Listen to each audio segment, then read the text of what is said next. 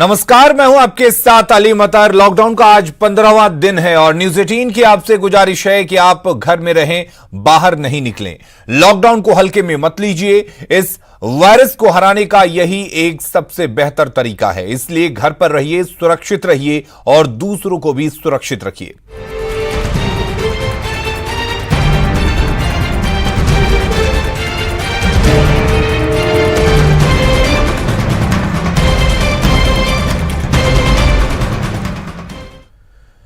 और चलिए अब जान लेते हैं कोरोना पर क्या कुछ अपडेट है। भारत में कोरोना के कुल 5,194 मामले अब तक सामने आ चुके हैं। 401 मरीज ठीक होकर अपने घर वापस लौट चुके हैं और अब तक 149 मरीजों की मौत हो चुकी है।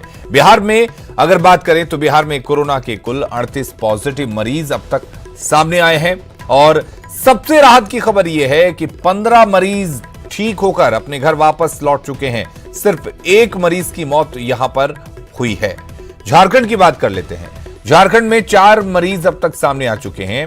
यह आंकड़ा बढ़ रहा है, लेकिन राहत की बात यह है कि बहुत रुक रुक कर इस तरह के पॉजिटिव केस सामने आ रहे हैं। चारों मरीजों को आइसोलेट किया गया है, इलाज के लिए उनको भर्ती किया गया है।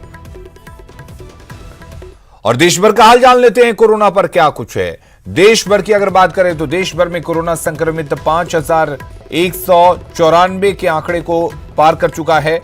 पिछले 24 घंटे में 773 कोरोना संक्रमित मामले सामने आए हैं। 149 लोगों की कोरोना से जान जा चुकी है, जबकि 401 लोग ठीक भी हुए हैं। महाराष्ट्र में संक्रमितों की संख्या 1,000 के पार पहुंच चुकी है। पीएम राजनीतिक दलों के साथ आज बात करेंगे, फ्लोर लीडर्स से बातचीत होगी। 15 मई तक स्कूल, कॉलेज और मॉल्स को बंद रखा जा सकता है। मंत्री समूह की सिफारिश पर पीएम आज अंतिम फैसला ले सकते हैं। सामूहिक धार्मिक गतिविधियों पर भी रोक लग सकती है। देश के कई राज्य लॉकडाउन बढ़ाने के पक्ष में हैं और उसके बाद इस तरह की चर्चा की जा रही है कि क्या लॉकडाउन बढ़ेगा। तेजस जैसी प्राइवेट ट्रेनों की बुकिंग 30 अप्रैल तक बंद कर दी गई है। बिहार में 24 घंटे में कोरोना के 517 सैंपल्स की जांच की गई है। बिहार में अब तक कुल 38 मरीज कोरोना पॉजिटिव पाए गए हैं। इसके साथ ही 24 घंटे के अंदर 6 नए कोरोना पॉजिटिव बिहार में मिले हैं, जबकि बिहार में सभी केंद्रों पर अब तक 4,062 सैंपल की जांच की जा चुकी है। RMRI में 3,257 सैंपल की जांच की गई है। 271 की रिपोर्ट आनी बाकी है। IGIMS में 658 सैंपल की जांच की गई है। DMCH में 136 सैंपल की जांच की गई है, जबकि 30 का रिपोर्ट अभी नहीं आया है। PMCH में 11 सैंपल की जांच की गई है और इन 11 में से एक भी पॉजिटिव मरीज नहीं मिला है। कोरोना संकट के बीच नीतीश कैबिनेट की आज अहम बैठक होने वाली है। MLA MLC के वेतन में क्या कटौती की जाए, इसको लेकर भी फैसला हो सकता है। वहीं झारखंड में कोरोना के 4 केस अब तक मिले हैं। राज्य में अभी तक 1,111 सैंपल का कलेक्शन हुआ है और 961 सैंपल की जांच की जा चुकी है। 957 नेगेटिव, जबकि 4 पॉजिटिव मरीज सामने आए हैं। हिंद पीढ़ी की महिला मरीज की हर 4 घंटे पर शुगर की जांच हो रही है। राज्य के डॉक्टरों के साथ मुख्यमंत्री आज बैठक करेंगे, चर्चा करेंगे। ट्रैवल हिस्ट्री वाले 2040 लोगों को सर्विलांस पर रखा गया है। 447 लोगों ने 28 दिन का ऑब्जर्वेशन पूरा किया है। 28 दिन वो ऑब्जर्वेशन में रहे। 1,43,000 लोग होम क्वारंटाइन में हैं।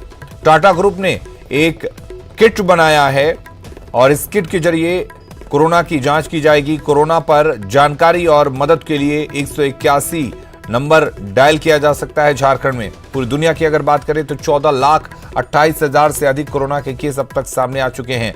दुनिया भर में कोरोना से 82,000 लोगों की मौत अब तक हो चुकी है। सिर्फ अमेरिका में 4 लाख कोरोना संक्रमित मरीज अब तक सामने आ चुके हैं। 12,878 लोगों की मौत हो चुकी है। स्पेन की अगर बात करें तो 1,41,000 पॉजिटिव आ चुके हैं। 14,000 लोगों की मौत हो चुकी है। इटली में 1,35,000 केस सामने आए हैं। 17,000 से ज्यादा लोगों की मौत हुई है। ब्रिटेन में 55,000 कोरोना केस सामने आए हैं। 6,159 लोगों की मौत हुई है। अमेरिकी राष्ट्रपति ने WHO पर पक्षपात का आरोप लगाया है। एक बड़ा आरोप इसे कह सकते हैं। चीन के वुहान में 76 दिन बाद लॉकडाउन आखिरकार हटा दिया गया है। वुहान में रेल और हवाई सेवाओं की आज से शुरुआत की जा रही है। वहीं जापान के कई हिस्सों में 1 महीने का आपातकाल लगा दिया गया है। अगली खबर का रुख कर लेते हैं। बेगूसराय से अगली खबर है, जहां सदर अस्पताल के आइसोलेशन वार्ड के महिला इंचार्ज पर कोरोना वायरस फैलाने का आरोप लगाकर पड़ोसी ने मारपीट की है। इतना ही नहीं, पड़ोसी ने नर्स को जान से मारने की धमकी भी दी है। वहीं घटना की सूचना पर मौके पर पहुंची पुलिस ने 2 आरोपियों को गिरफ्तार किया है। पीड़ित नर्स ने पूर्व वार्ड पार्षद समेत 11 लोगों पर मामला दर्ज कराया है।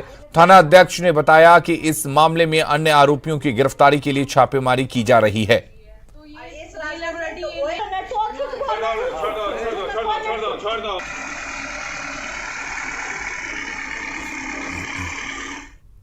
एक ग्रेड पोस्ट पे आइसोलेशन वार्ड के इंचार्ज के रूप में है। हम ड्यूटी करके घर गए तो हम पीछे के दरवाजे से जाते हैं, जिससे मेरा बाथरूम कनेक्ट है। जाते के साथ हम फ्रेश होते हैं, उसके बाद अपने घर में जाते हैं। मेरे पड़ोसी लोग आकर के मुझसे, हम जब घर गए तो हम नहाए, उसके बाद मेरे पड़ोसी लोग आकर के बोले कि इस गेट से तुम नहीं जाएगी, पहले तुम इस गेट से नहीं जाती थी, आगे के गेट से जाओ, नहीं तो हम तुम लोग को यहाँ रहने नहीं देंगे। इसके बाद हम बोले कि हम तो अभी मरीज की सेवा कर रहे हैं, आप लोग ऐसा मेरे साथ दुर्व्यवहार क्यों कर रहे हैं? तो बोल हम अपने विभाग को कहेंगे तो क्या दिक्कत होगा। बोला तुम्हारा विभाग, तुमको जो करना है विभाग को बोला। उसके बाद मेरे साथ सब मिल के मारपीट बुला।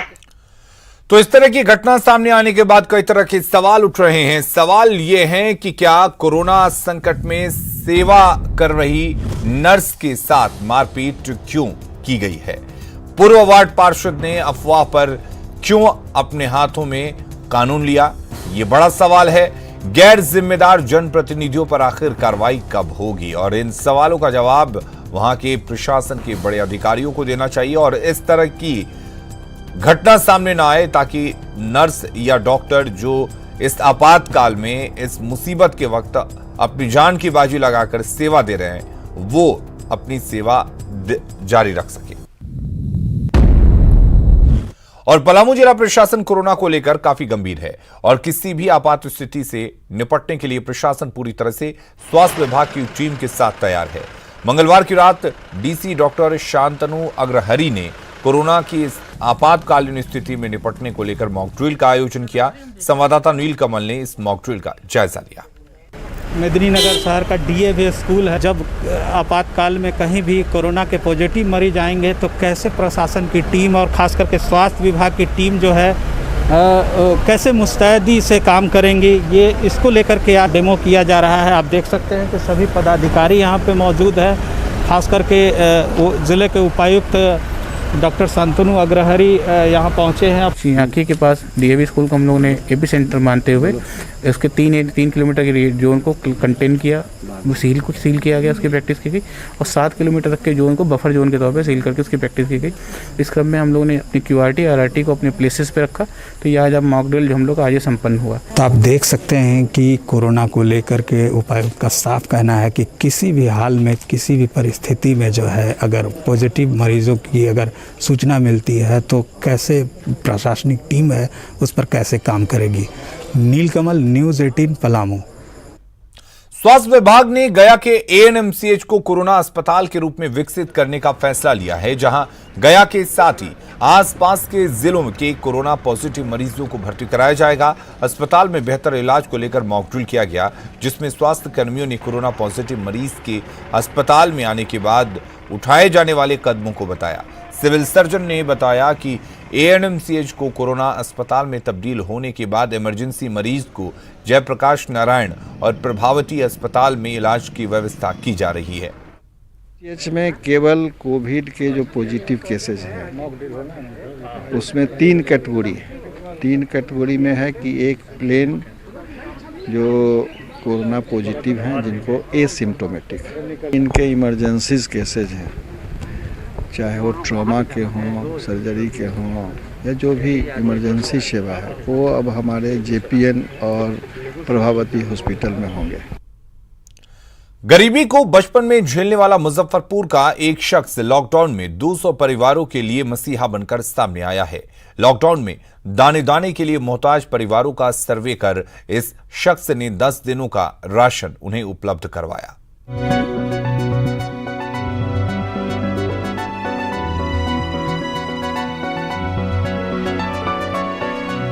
मुजफ्फरपुर के भगवान लाल महतो ने बचपन में गरीबी को काफी नजदीक से झेला है। माँ दाई का काम करती थी और पिता ठेला चलाकर परिवार का गुजर बसर करते थे।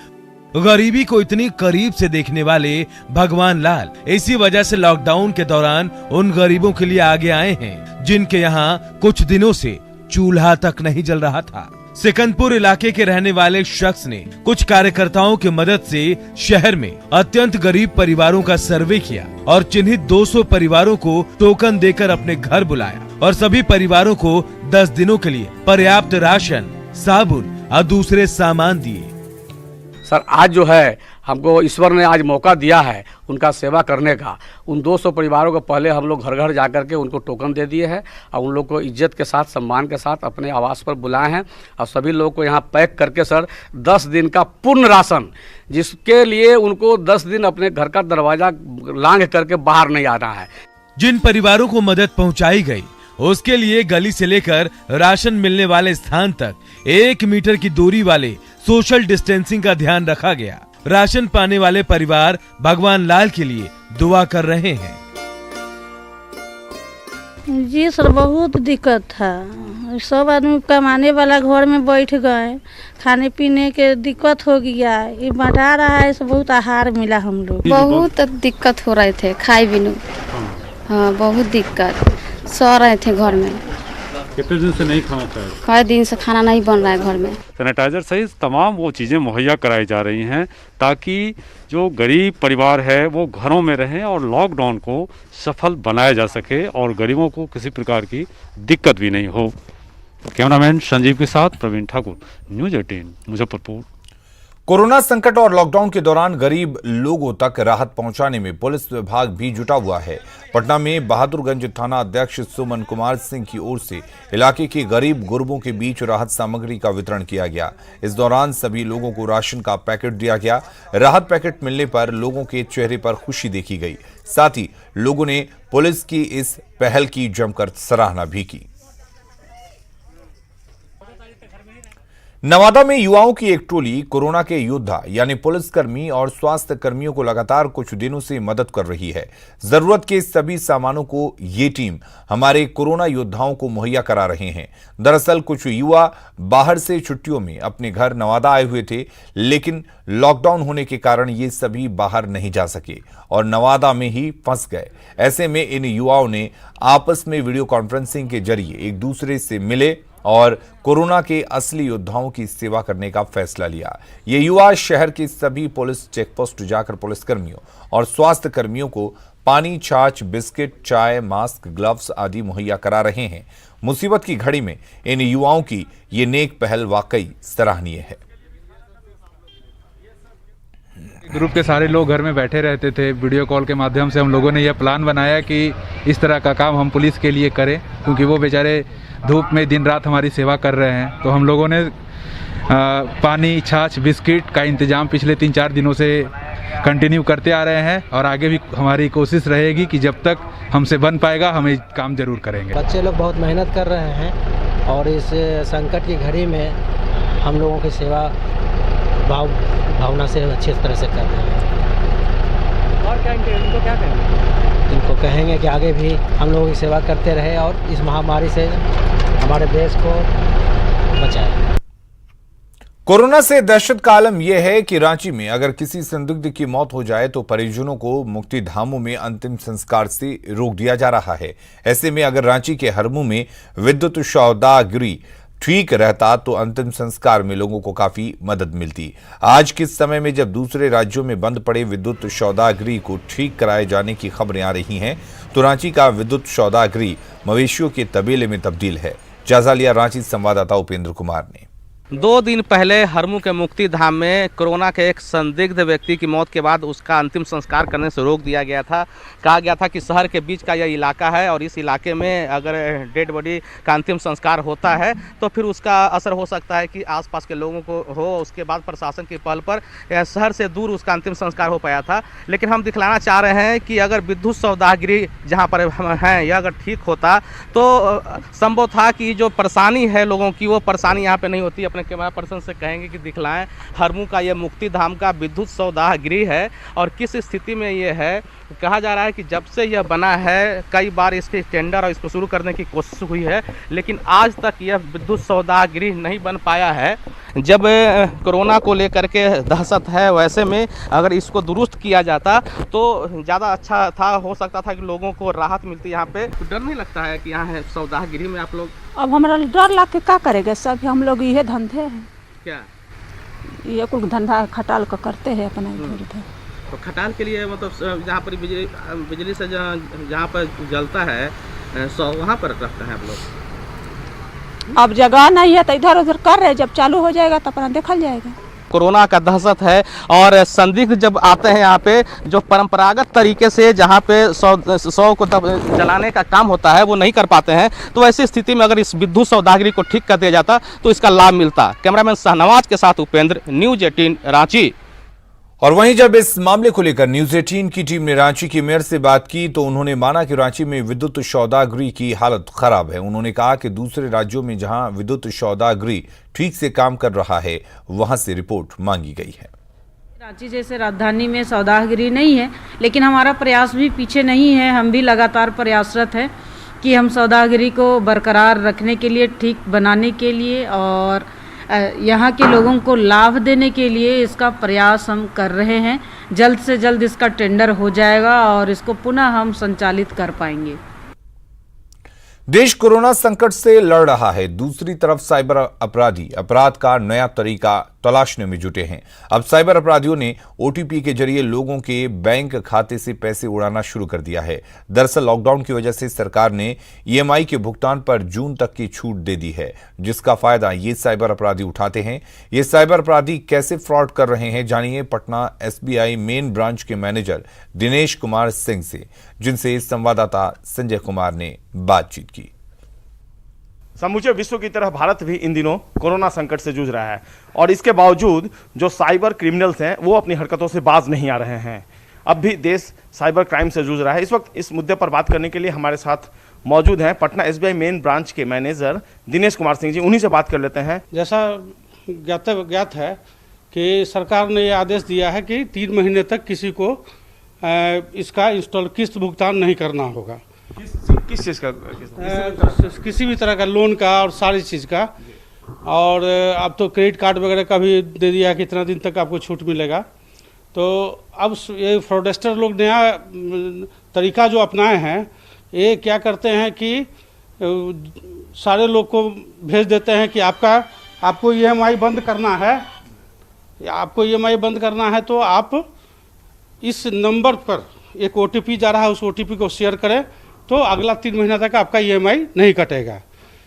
और जैसे वो ओटीपी शेयर होता है, वो अकाउंट से लिंक करके रखते हैं, वो सारा पैसा सेफंड हो जाता है, निकल जाता है सारा पैसा। ये गंभीर समस्या है, बहुत गंभीर समस्या है। इसका मैंने तत्काल सारे लोगों के पास यह जानकारी होना आवश्यक है कि बैंक कभी किसी भी कीमत पर किसी चीज़ के लिए ओटीपी नहीं मांगता है। ये चिंता की बात है। अगर आप एक तरफ कोरोना संकट से जूझ रहे हैं और जैसा कि खुद बैंक मैनेजर का कहना है इनका कि किसी भी तरह का ओटीपी नंबर बैंक अपनी ओर से नहीं मांगता है, और अगर आप भूल से भी ओटीपी नंबर किसी को देते हैं तो ऐसे में जैसा कि हो भी रहा है, जो साइबर क्राइम की घटनाएं सामने आ रही हैं, आपके अकाउंट से सारे पैसे निकाल लिए जाएंगे और ऐसे में आप मुसीबत में फंस सकते हैं। कैमरा पर्सन अजय दुबे के साथ संजय कुमार, न्यूज़ 18 पटना। और आइए बताते हैं कि बिहार में किस जिले में कोरोना के संक्रमित मरीज मिले हैं। बिहार में सबसे ज्यादा सीवान में 10 पॉजिटिव मरीज मिले हैं, वहीं मुंगेर में 7, पटना में 5, गया में 5, बेगूसराय में 3, गोपालगंज में 3, नालंदा में 2, लखीसराय, सारण और भागलपुर में 1-1 मरीज अब तक पॉजिटिव मिले हैं। हालांकि अच्छी बात यह रही है कि 38 मरीजों में 15 इलाज के बाद ठीक हो चुके हैं।